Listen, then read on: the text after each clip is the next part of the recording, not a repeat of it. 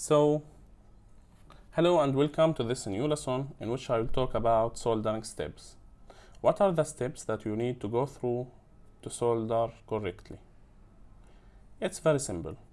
Turn on the soldering iron gun, clean the head or the soldering tip with the flux, then bring your solder, which is this one. As you can see, this is our solder. Bring your board, which is this one, place it firmly on the ground or using a stand. I prefer using a stand, but for this explanation I won't use it. Now what you need to do is the following. You need to bring the solder while it's heated up, and from the other area apply the heat to that pin for like 1 second or 2 seconds, then add the soldering to this pin. Again, let me explain it while coming closer. Okay, now let's say that I want to heat up this pin and solder it. You must bring the heat gun and place it to the right with a 45 degree and apply heat to this.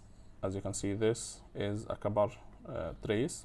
Apply heat to that copper trace, then once it's heated up for a second or two, apply solder from the other, as you can see here, from the other area with a 45 degree angle. So the soldering tip from the right and the soldering iron from the left. Let me focus on this. Okay, the soldering gun from the right and the soldering tip from the left with a 45 degree for each of them, and you will have this very beautiful mountain shape. If you didn't do this, you will get a very bad shape just like this one. So applying heat to that pin, if you saw this pin, if we applied heat correctly and then added the solder will be evenly distributed around this joint, which will result in a mountain shape pin, which is the right type of soldering, and we will talk about this in a later lesson. But for now, you need to know that you should apply the heat from the right, the solder from the left, and the heat is applied like 2 seconds before the solder to heat up this pin so that solder can be distributed evenly around this pin, as you can see, to get this mountain shape pin head.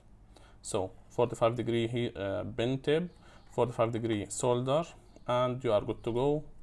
That's it. After done, place the soldering iron back and place that soldering or that PCB on its own place. Again, I prefer fixing this PCB to the ground, but I brought it up here so that you can see what I'm doing. Thanks for watching. This is Educational Engineering Team.